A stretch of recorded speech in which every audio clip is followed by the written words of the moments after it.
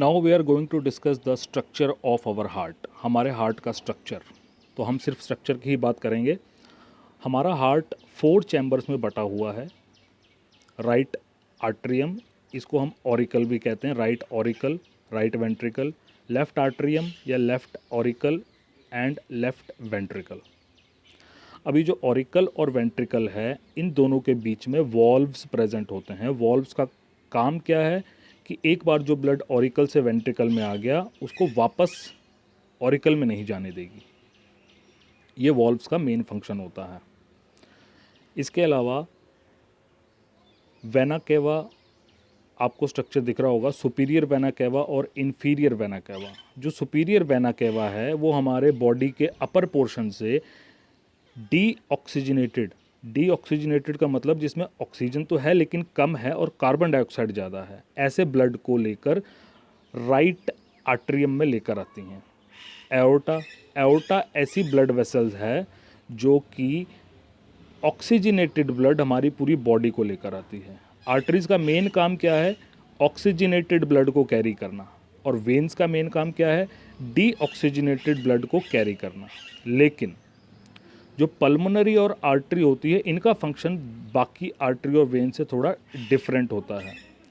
जो pulmonary veins होती हैं उनका, वैसे वेन्स का काम क्या है? डीऑक्सीजनेटेड ब्लड को कैरी करना, लेकिन जो पल्मोनरी वेन्स हैं उनका काम है ऑक्सीजनेटेड ब्लड को कैरी करना।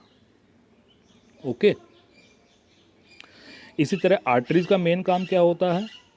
उनका मेन काम होता है पूरी बॉडी को ब्लड देना, वो भी ऑक्सीजन वाला, ऑक्सीजनेटेड ब्लड को कैरी करती हैं। लेकिन जो पल्मोनरी आर्टरी होती है उसका मेन काम है डीऑक्सीजनेटेड ब्लड को लंग्स तक पहुंचाना। तो यहाँ पर आप कंफ्यूज मत करिएगा। पल्मोनरी वेन और पल्मोनरी आर्टरी का फंक्शन मेन आर्टरी और मेन वेन से ऑपोजिट होता है। ओके। तो ये था इसका स्ट्रक्चर हार्ट का। नेक्स्ट देखिए फ्लो, ब्लड फ्लो नॉर्मली कैसा रहता है हार्ट के अंदर। तो वेंट्रिकल से हमारी पूरी बॉडी को जाता है और वेंट्रिकल्स में ब्लड जो है वो ऑरिकल से आता है। राइट वाली साइड से डीऑक्सीजनेटेड ब्लड और लेफ्ट वाले आर्ट्रियम से ऑक्सीजनेटेड ब्लड रिस्पेक्टिव वेंट्रिकल्स में पहुंचाया जाता है। जो राइट वेंट्रिकल है उससे ब्लड को लंग्स में भेजा जाएगा। किस में भेजा जाएगा? लंग्स में, ताकि उनमें ऑक्सीजन मिला सकें। और वहाँ से ब्लड लेफ़्ट वाले ऑरिकल में पहुँचाया जाता है जिसमें कि ऑक्सीजन मिला दी गई होती है। ये कैसे मिलाएंगे ये भी हम डिस्कस करेंगे।